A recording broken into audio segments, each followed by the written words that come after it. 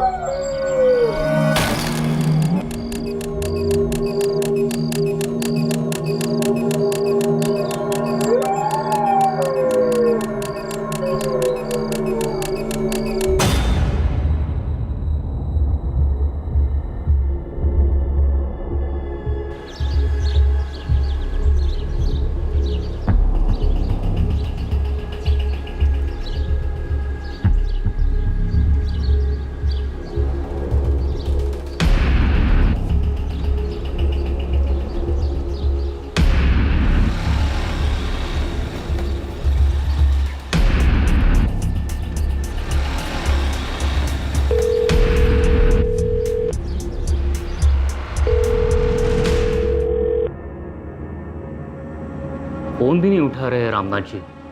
3 दिन से ताला लगा है रामनाथ जी के घर पर। ऐसे कहीं जाती थी तो गायत्री भाभी हमेशा मुझे बताती थी। इस बार किसी को नहीं बताया। दूध वाला भी पूछ रहा था कब आ रहे हैं ये लोग। वो रामनाथ जी के चेले, वो लक्ष्मण और धीरज, वो भी आकर लौट गए। सरला, 2-3 दिन पहले रात को जो हो रहा था वो अजीब था। क्या हो रहा था? अरे वो गली में कुत्ता कितने अजीब तरह से रो रहा था, कुछ मनहूस हो रहा था। ये कैसी बातें कर रहे हो? आप भी रामनाथ जी की तरह बातें करने लगे हो। नहीं, मुझे यहाँ कुछ ठीक नहीं लग रहा है। मैं रामनाथ जी के छोटे भाई आनंद को फोन लगाता हूँ।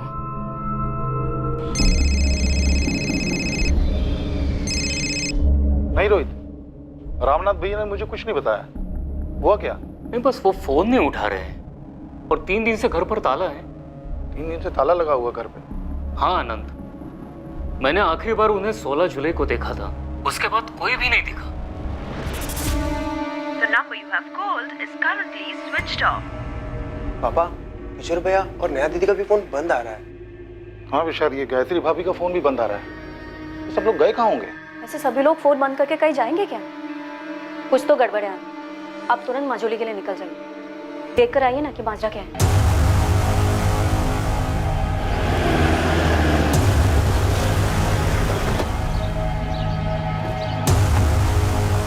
सर, मैं आनंद दीक्षित, रामनाथ दीक्षित का छोटा भाई।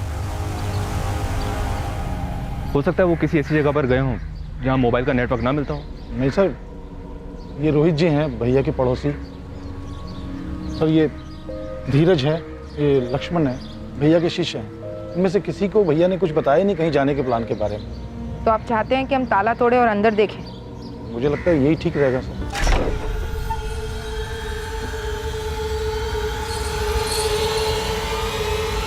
सर रुकिए, खून।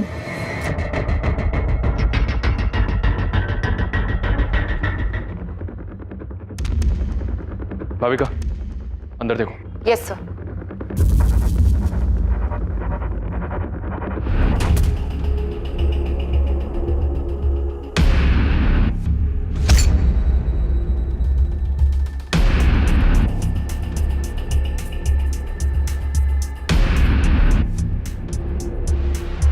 यहाँ कुछ हुआ है सर? कोई है अंदर क्या? नहीं आनंद, अंदर कोई नहीं है।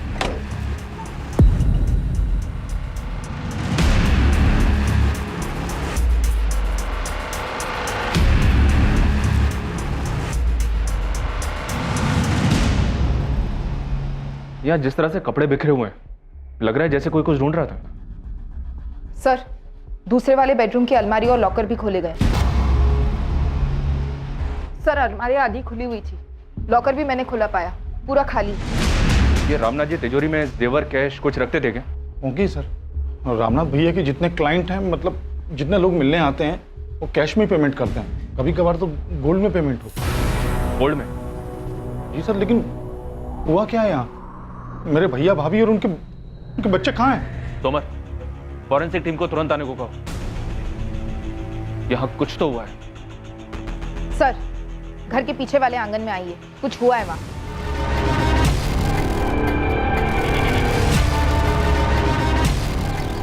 सर यहाँ खुदाई हुई है, फिर ढका गया है, फ्रेश लगता है।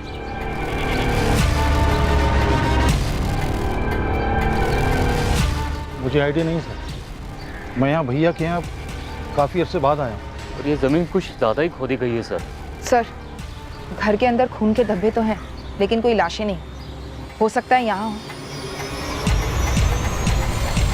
अब जो जमीन के अंदर से सामने आने वाला था, उससे सिर्फ मझौली गांव नहीं बल्कि पूरे राज्य के लोगों के पैरों तले जमीन खिसकने वाली थी। और रामनाथ दीक्षित के घर हुआ यह रहस्यमय कांड पुलिस के लिए काफी पेचीदा साबित होने जा रहा था।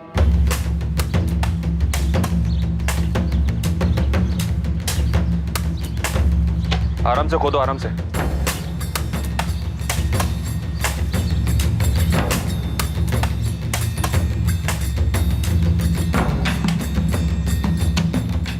सर अभी तक तो हमारे हाथ कुछ नहीं लगा, लेकिन सर यहाँ जरूर कुछ मिलेगा।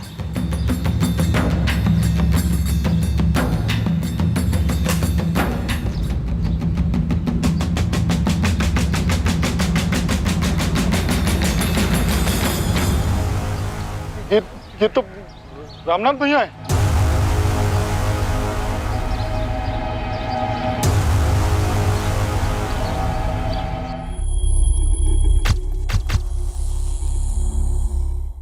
चारों पर छुरे जैसे किसी हथियार से वार किया गया है। सबकी जगुलर वेन काटी गई है। ये गले की ये नस। ऐसी हालत में मौत ऑन द स्पॉट होती है। हमला एकदम अचानक किया गया होगा, क्योंकि पड़ोसियों ने किसी भी तरह की कोई आवाज नहीं सुनी। हमने तो कोई चीखने चिल्लाने की आवाज नहीं सुनी सर। 17 तारीख की सुबह से ये लोग दिखे ही नहीं, तब से ताले लगा है घर पे। लक्ष्मण, धीरज, क्या लगता है तुम्हें रामनाथ जी के पास 16 की रात को कौन आया होगा जो ऐसा करके? पता नहीं साहब, 16 की शाम को गुरुजी के साथ बैठक हुई, उसके बाद मैं अपने घर चला गया। मैं भी साहब, मैं और लक्ष्मण साथ ही निकले थे।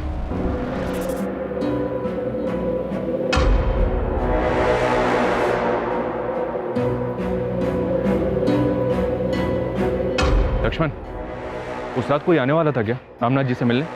गुरुजी ने तो ऐसा कुछ बताया नहीं।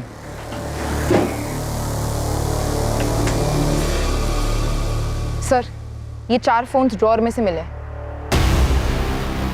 इन्हीं चारों के होंगे, रामनाथ जी, उनकी वाइफ गायत्री और बच्चे नेहा और किशोर।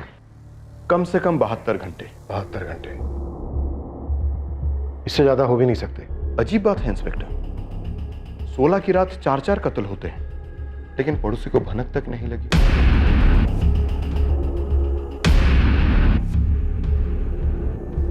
उस रात को कोई कुत्ता बड़ी डरावनी तरीके से रो रहा था, बस मुझे इतना ही याद है सर। कुत्ता रो रहा था? हाँ, मैं उठ गया था, बहुत ही मानूस सा लग रहा था, घबराहट सी होने लगी थी सर। फिर मैं थोड़ी देर में फिर से सो गया था। आनंद जी, आपके भाई काला जादू वगैरह करते थे? नहीं, भविष्यवाणी करते थे, लोगों की मुश्किलें हल करते थे।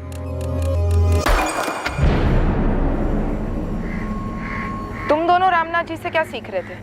ज्योतिष विद्या मैडम। लोगों का भविष्य देखकर उपाय बताना। आनंद जी, आपके भाई की किसके साथ ऐसी जानी दुश्मनी थी जिसने परिवार सहित उनका कत्ल कर दिया?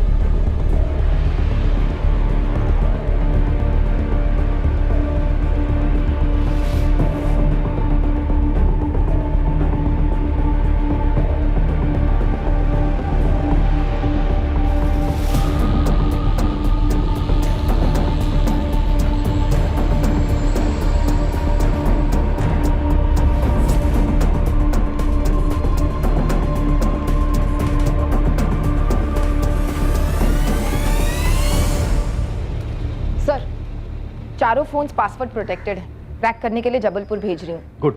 और फॉरेंसिक ऑफिसर को बोलना जितना ज्यादा जल्दी हो सके उतना जल्दी। घर से कुछ पता चला क्या क्या चुराया गया? रामनाथ जी के भाई आनंद को एग्जैक्टली तो नहीं पता, लेकिन उनका इतना कहना है कि लॉकर में काफी कैश और ज्वेलरी रही होगी।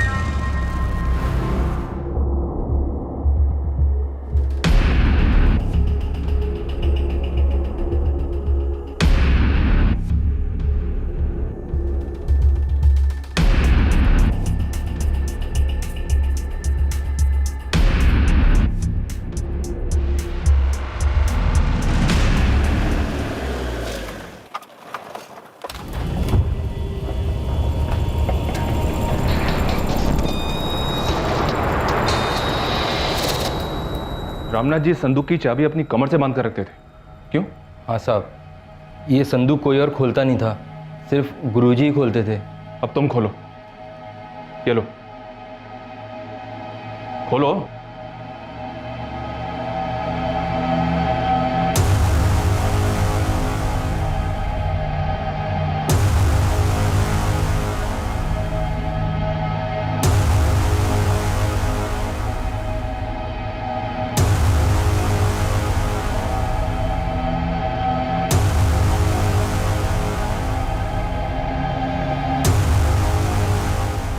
जिसने भी ये मर्डर किए वो अलमारी से शायद कैश और ज्वेलरी दोनों ले गया, फिर उसने संदूक क्यों नहीं खोला होगा?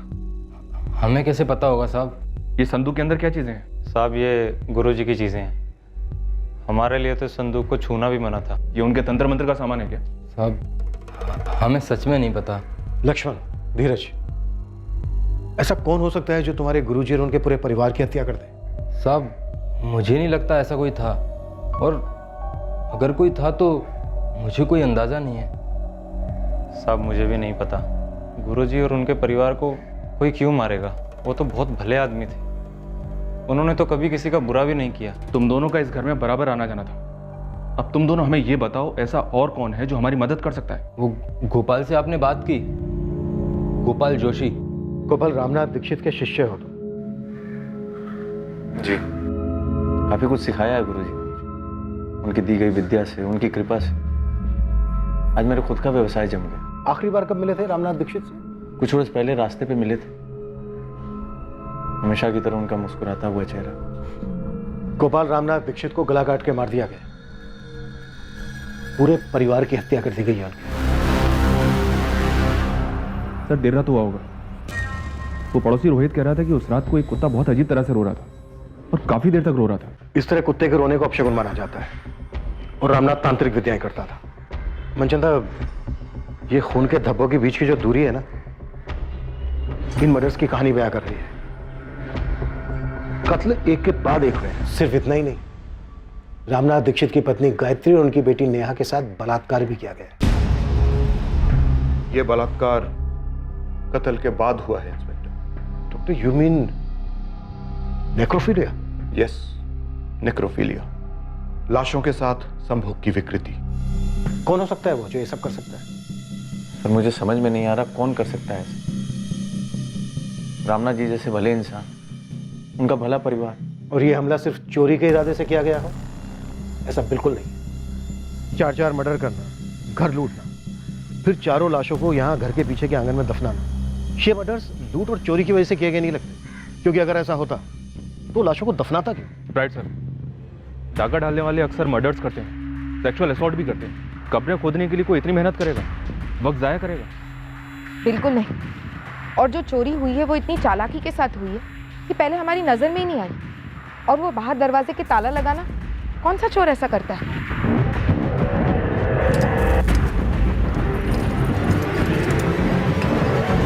ये कोई निजी मसला है, या तो ये किसी जान पहचान वाले बहुत ही करीबी इंसान ने किया है, या फिर किसी से करवाया है बाकायदा डिटेल्ड इंस्ट्रक्शंस के साथ। कौन कहां पर होगा, क्या कैसे करना है, और क्या चीज कहां पर मिलेगी। लक्ष्मण और धीरज ने हमें बताया कि 1 साल पहले तक तुम अपने गुरु और उनके परिवार के काफी करीब थे। सर करीब था क्योंकि गुरु थे मेरे। जैसा कि मैंने आपको बताया कि आज मैं जो कुछ भी हूं, अपने पैरों पे खड़ा हूं, तो सिर्फ गुरु जी की वजह से। कौन हो सकता है वो जो इतनी नफरत करता था उनसे? बोलो गोपाल।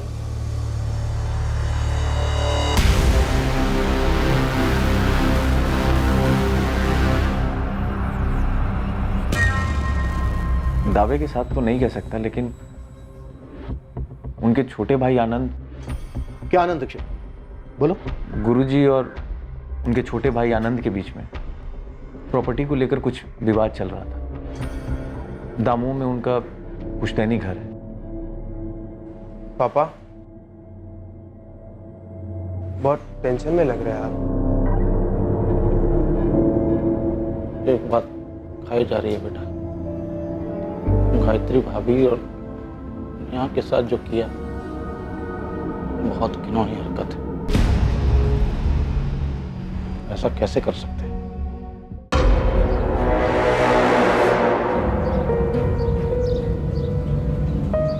लक्ष्मण, क्या तू भी वही सोच रहा है जो मैं सोच रहा हूँ?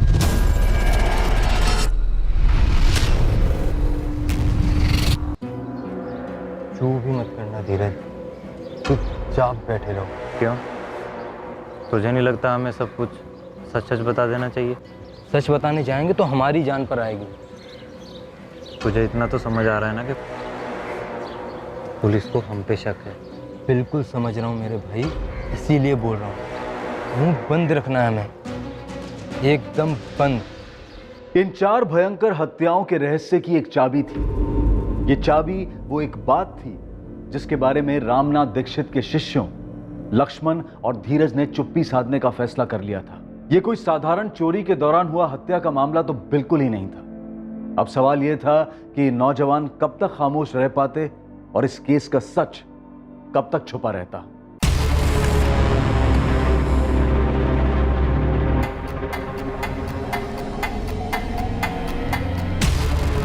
The number you have called is currently switched off. गिरी, ये नंबर 4445791124 फोन कंपनी से पता करो किसका है, अर्जेंट। जी मैडम।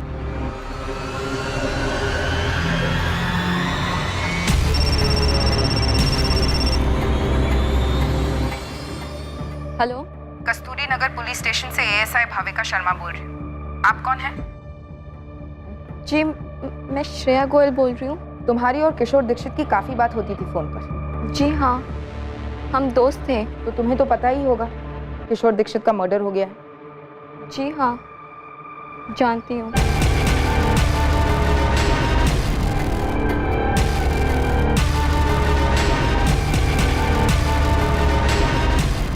साहब मैंने पता किया, दमोह में पुश्तैनी घर को लेकर दोनों भाइयों में काफी खटास थी। तो ये गोपाल जो बता रहा था रामनाथ के भाई आनंद के बारे में, वो सच है? बिल्कुल सच है। एक मिनट गोपाल, रहने दो इसे। ये मेरा छोटा भाई ये चाहता है कि वो दमोह वाला घर में पूरा इसके नाम कर। 15 लाख देने थे, 8 दे चुका है, 7 बाकी है। मैं इससे कह रहा हूं कि भाई वो 7 लाख दे दो तो मैं कागजात पे साइन कर देता हूं। मैं गलत कर रहा हूं? बिल्कुल गलत नहीं कह रहे हैं आप। अगर आपकी जगह पे आनंद जी होते तो क्या वो साइन करते? अपना काम करो गोपाल। और भैया घर के मामले में बाहर वालों को क्यों ला रहे हैं आप? 7 लाख देने दे दूंगा मैं, कहीं भागा जा रहा हूँ क्या? अरे तो मैं भी कहां भागा जा रहा हूं आनंद। देखो भाई, हिसाब साफ होना चाहिए, आसानी रहेगी सबके लिए। अब रामनाथ तो रहा नहीं और ना उसका परिवार, तो सारी जमीन अब सिर्फ आनंद दीक्षित की। हाँ मैम, मुझे किशोर के लिए डर था और पहले से ही था। क्यों? उसके पापा कॉर्पोरेटर हैं। किसके पापा? सूरज के पापा। और सूरज ने किशोर को धमकी दी थी। किशोर नहीं, किशोर, किशोर छोड़ो उसे, किशोर, किशोर मत करो, छोड़ो उसे, सूरज नहीं, किशोर, किशोर, क्या कर रही हो तुम? होश में दो। श्रेया, तुम पहले मेरी गर्लफ्रेंड थी। सिर्फ दोस्त थी सूरज, पर मैं किशोर को लाइक करती हूँ और वो मुझे। तो तू पीछे रह साले, और तू जो भी है, ये दुनिया ना तेरे बाप की जागीर नहीं है। है साले है, दुनिया मेरे बाप की ही जागीर है। अबे कॉर्पोरेटर है तो क्या हुआ बे? भगवान तो नहीं है। अबे तू देखेगा क्या ताकत है मेरे बाप की। तू, तेरी तो पूरी फैमिली देखेगी। अबे मझौलिया कभी, और वहां आके ना पूछ कि रामनाथ दीक्षित की क्या ताकत है। एक मंत्र पढ़ेगे ना, तुम सबकी बैंड बज जाएगी। चल फिर देखते हैं ना, मंत्री की पावर जीतती है या फिर मंत्री की पावर।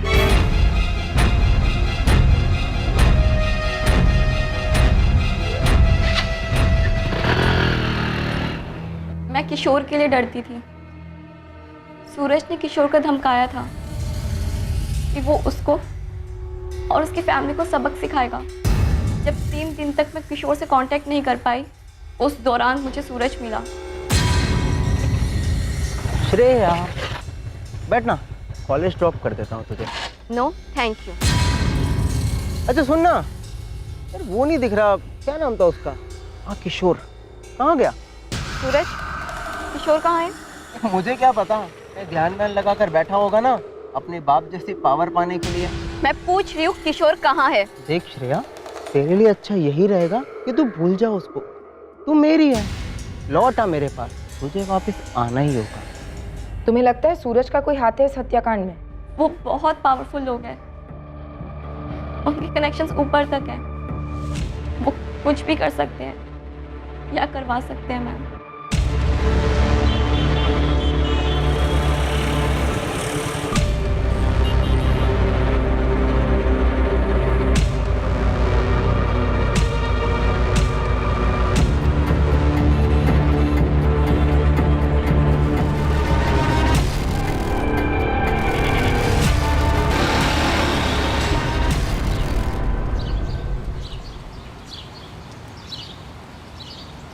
गोपाल भाई, गोपाल भाई।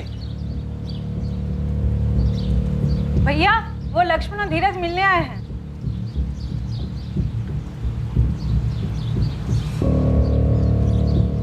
गोपाल भाई, एक बात थी जो हमने आपको नहीं बताई। क्या? पुलिस ने लक्ष्मण से गुरुजी की संदूक खुलवाई। और क्या धीरज? क्या हुआ लक्ष्मण? संदूक में नहीं थी वो। हमें पता है आनंद, तुम्हारी अपने भाई रामनाथ दीक्षित के साथ अनबन चल रही थी पुश्तैनी घर को लेकर। इस वक्त हमारे पास कोई सबूत नहीं है जो तुम्हें इस जुर्म से जोड़े। अब तुम्हें बताओ, तुम अपना जुर्म खुद कबूल करोगे या फिर हम हमारे तरीके से कबूल करवाएं? कम से कम 2 लोग थे, शायद 3, जिन्होंने रामनाथ दीक्षित और उनके परिवार की हत्या की। इस सब की लाशों को घर की बैक साइड में दफना दिया। और इतना ही नहीं, तुम्हारी भाभी और भतीजी के साथ उन्होंने रेप भी किया है। ये किराए के लोग भी हो सकते हैं और एक ना एक दिन हम इन्हें धर ही लेंगे। फिर ये लोग हमें बताएंगे कि किसने उन्हें सुपारी दी थी।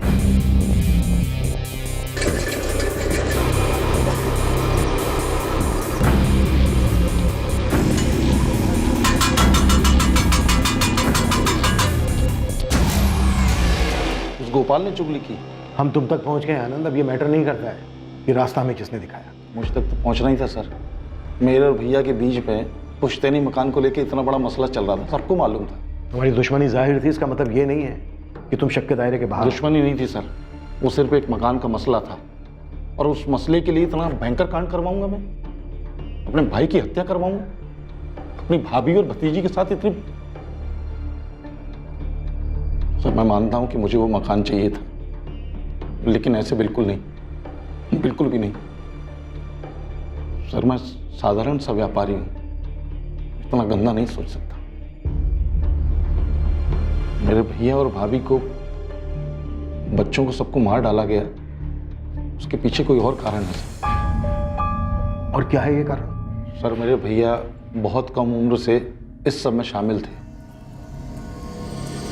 उनके पास दैवी शक्तियां थी।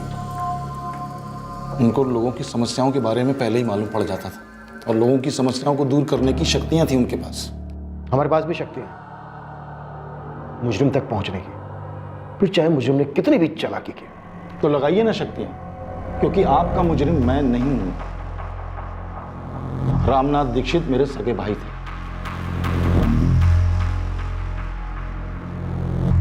माधव रघुवंशी नाम है सर। रामनाथ की बेटी नेहा के कॉल रिकॉर्ड्स में काफी बार आया है। 16 जुलाई को उसे आखिरी कॉल इस माधव रघुवंशी के फोन से ही गया था। माधव, अब हमारे पास बस एक ही रास्ता है। मैं कब से तैयार हूँ। तुम तैयार हो? ठीक से सोच लो, सच में तैयार हो? मैं तैयार हूँ। मैं तुम्हारी होने के लिए कुछ भी कर सकती हूँ। तो आज रात कर दें? हाँ, जब बोलो तब। 16 जुलाई की रात को फैमिली का एक कॉल्स में से ये लास्ट कॉल था? जी सर। इस माधव को ले आओ। हो सकता है नेहा ने माधव को कुछ बताया हो, उस रात कुछ हुआ हो इस कांड से पहले। जी सर, माधव को मैं अभी बुलाती हूँ। और sir, Manchanda sir corporator Dharmendra Gupta के बेटे सूरज गुप्ता को उठाने गए हैं।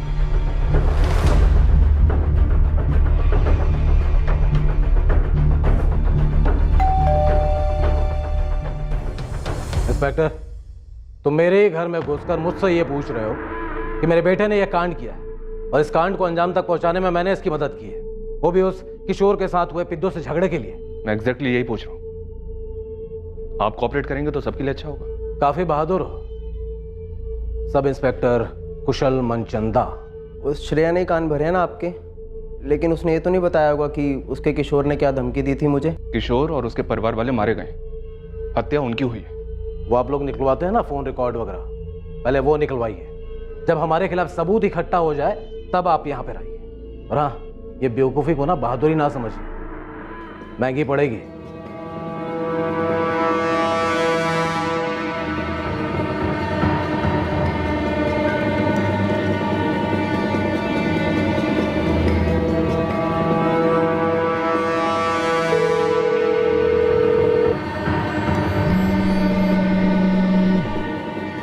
तुझे दिखता क्यों नहीं है?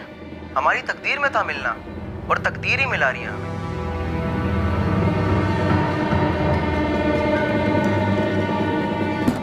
माधव, माधव, दरवाजा खोलो बेटा।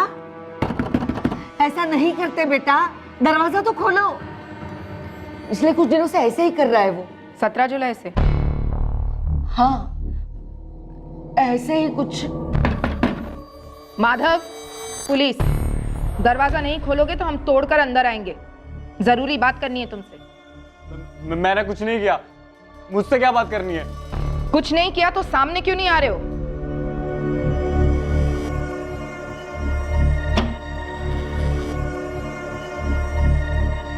सोलह जुलाई की शाम को उस घर में आखिरी कॉल तुम्हारा था, नेहा दीक्षित को। क्या बात करनी है आपको? बात थाने में होगी। देखो माधव, चुप रहकर तुम अपनी खुद की कब्र खोद रहे हो और हमें यह सोचने पर मजबूर कर रहे हो कि रामनाथ और उसके परिवार की कब्र तुम ही ने खोदी। नहीं सर, ये क्या बोल रहे हैं आप? तो सच क्या है? क्या हुआ था?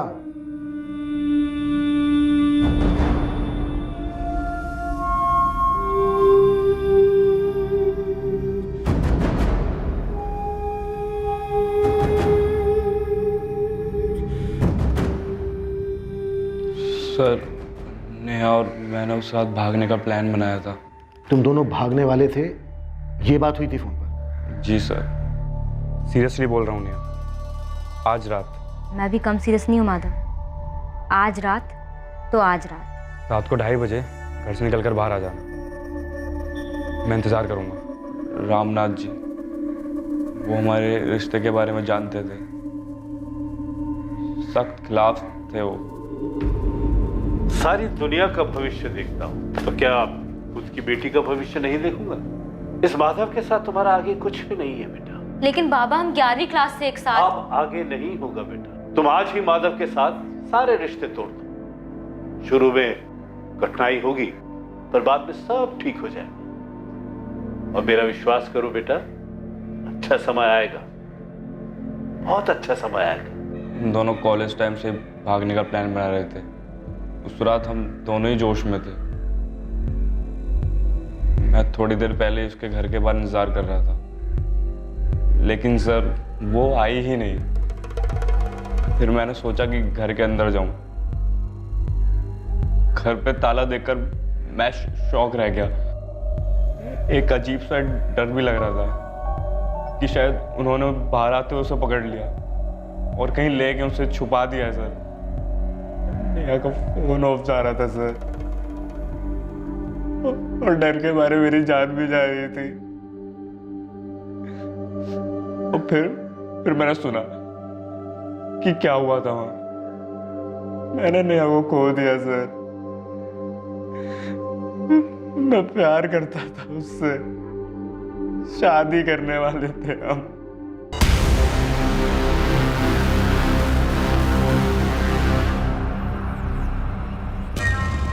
सर, इस माधव को क्लीन चिट देना बनता नहीं, कुछ तो छुपा रहा है। उसी रात भागने का प्लान बनाना अटपटा लगता है। सर, मुझे लगता है कॉर्पोरेटर धर्मेंद्र गुप्ता और उसका बिगड़ा बेटा सूरज, ये दोनों इस कांड में शामिल हैं। और मैंने अभी तक आनंद दीक्षित को क्लीन चिट दी नहीं। मुझे उसका मोटिव स्ट्रांग लग रहा है।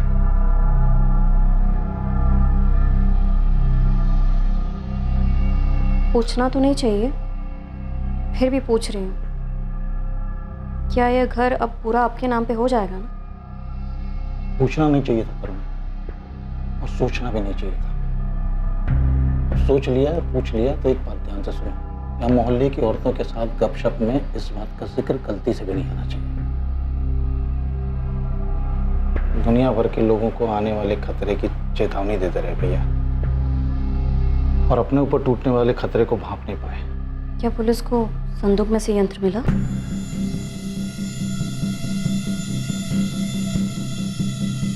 तुझे किसी भी बात की चिंता करने की जरूरत नहीं है। अरे पुलिस अपना काम करेगी, उसे करने दे। तुझे मैं कुछ नहीं होने दूंगा। मुझे रत्ती भर का डर नहीं है पापा। जो होना था वो होना ही था, तो हो गया। जो होना था वो होना ही था, सो हो गया। क्या बात है? माधव, तू मुझे छोड़ के भाग जाने वाला था, अरे नहीं माँ। लेकिन तू तो कह रहा था कि उस रात तू नेहा के साथ भागने वाला था। क्या बात है बेटा, तू कुछ छुपा रहा है मुझसे? बताओ ना मुझे, माँ हूं मैं तेरी, सच बता। तू जो कह रहा था वो सच नहीं है ना? माधव के अनुसार उसने और नेहा ने भागने का प्लान बनाया था। किशोर की सूरज गुप्ता से दुश्मनी थी उसकी गर्लफ्रेंड श्रेया को लेकर, और आनंद को पूरा पुश्तैनी घर चाहिए था। पर क्या ये तीनों एंगल्स उस घर में हुए भयंकर मल्टीपल मर्डर, रेप और लूट के केस के कारण? फिर एक चौथा एंगल सामने आया, या कहा जाए कि चौथा एंगल सामने लाया गया। क्या क्या गायब था संदूक से? गुरुजी की पोटली साहब, जिसमें गुरुजी का यंत्र होता था। कैसा यंत्र? क्या खास था उस यंत्र में? उस यंत्र में दैवी शक्तियां थी, इसीलिए उसे लाल पोटली में बंद रखा जाता था। कैसी शक्तियां थी उस यंत्र में? गुरुजी ने कभी डिटेल में तो नहीं बताया। इतना बताया था गुरुजी ने कि बहुत शक्ति है उस यंत्र में, इसलिए हमेशा ताला बंद रहता था संदूक का। लाल पोटली? गुरुजी, क्या है उसके अंदर? उस पोटली में शक्ति है, भविष्य देखने की, अतीत जानने की। गुरुजी, क्या हम भी उसे देख सकते हैं? नहीं, मेरे अलावा कोई नहीं। तुम दोनों से पहले भी कई लोगों ने उसके बारे में मुझसे पूछा, उसे छूने के लिए, उसे देखने के लिए, लेकिन कोई फायदा नहीं। वो सिर्फ मेरे लिए बनी। दूसरों की जिंदगियों का भूत, वर्तमान, भविष्य जानना इस विद्या का सबसे कठिन लक्ष्य। विचलित मन इस विद्या का दुश्मन है। तुम दोनों का मन भी आज विचलित है, ये जानने के लिए कि इस पोटली में क्या है। जब आपने संदूक खुलवाई तो उसके अंदर वो लाल पोटली नहीं थी साहब।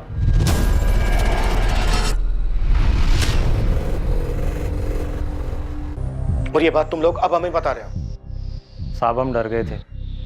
हमें लगा कोई है जो इस यंत्र की ताकत को जानता है, उसी ने उसे चुराया है, और अब गुरुजी की शक्तियां उसके अंदर भी आ गई हैं। और हमने मुंह खोला तो वो हमें कुछ कर सकता है।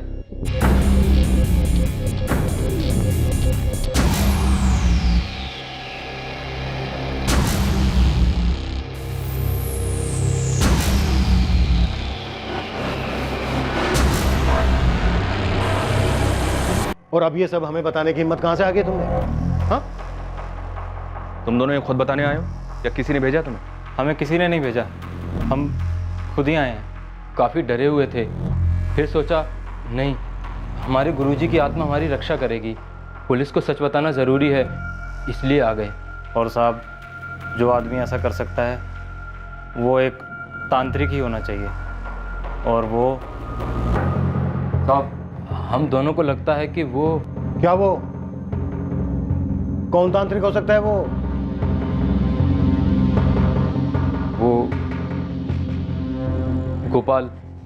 गोपाल जोशी हो सकते हैं। संदूक में वो लाल पोटली नहीं थी, यंत्र कोई चुरा ले गया है। क्या गुरुजी और उनके परिवार का कत्ल उस यंत्र के लिए किया गया था? बकवास मत करो। पढ़ा नहीं तुम लोगों ने कि गुरुजी की पत्नी और उनकी बेटी के साथ क्या हुआ? कोई भी भक्त या गुरु ऐसा कभी नहीं करवाएगा। गोपाल भाई, आप ही बताइए हम क्या करें? पुलिस ने उनके सामने हमसे संदूक खुलवाई, उसमें लाल पोटली नहीं थी। ये लाल पोटली वाली बात पुलिस को बतानी चाहिए कि यंत्र के लिए कत्ल हुआ है। नहीं हुआ।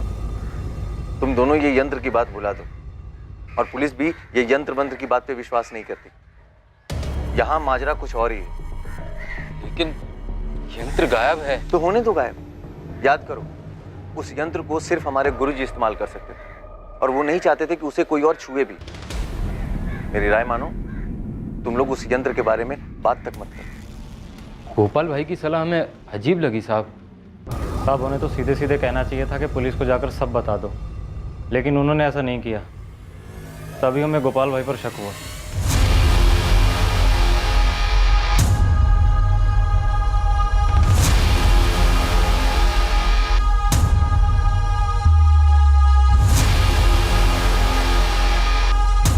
यंत्र? क्या बकवास है सर? सर आस्था है लोगों की। जो ये रामनाथ करता था वैसे तो बहुत सारे तांत्रिक करते हैं, लेकिन सर इस रामनाथ के पास काफ़ी लोग आते थे इस यंत्र के जरिए अपनी भविष्यवाणी को सुनने के लिए, अपने बुरे वक्त को टालने के उपायों को जानने के लिए। लेकिन ये यंत्र दिखता कैसा है और किस चीज़ का बना है? ये धीरज और लक्ष्मण का अचानक हमारे पास आकर इस यंत्र के बारे में बताना, अगर ये जेन्युइन टिप नहीं है तो फिर ये क्या है और क्यों है? संदिग्धों की सूची में अब एक नया नाम जुड़ा। क्या इस नए संदिग्ध गोपाल का सामने आना दरअसल पुलिस को गुमराह करने की एक चाल थी, ताकि वो लोग जो पहले से पुलिस के रडार में हैं वो बच निकले?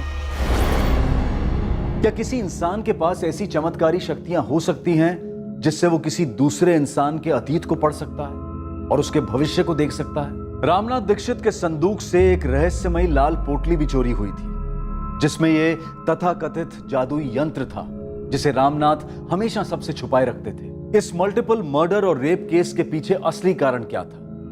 पुलिस के लिए इस केस के सारे एंगल्स को छांटकर जुर्म की कहानी और मुजरिम की शक्ल दोनों को सामने लाना काफी मुश्किल साबित होने वाला था। लेकिन पुलिस असली गुनहगार तक पहुंची, और जब इस गुनाह का असली मकसद सामने आया तो सब के सब बुरी तरह से हिल गए। हम इस केस को अंजाम देंगे कल रात इसके दूसरे और आखिरी भाग में। अब मैं अनूप सोनी आपसे विदा लेता हूं, फिर मुलाकात होगी। याद रखें, आपके और क्राइम के बीच में सिर्फ इतना फर्क है कि आप कितने सतर्क हैं। सतर्क रहें, सुरक्षित रहें। जय Hind. For more updates, subscribe to our channel, click the show links and enjoy watching the videos.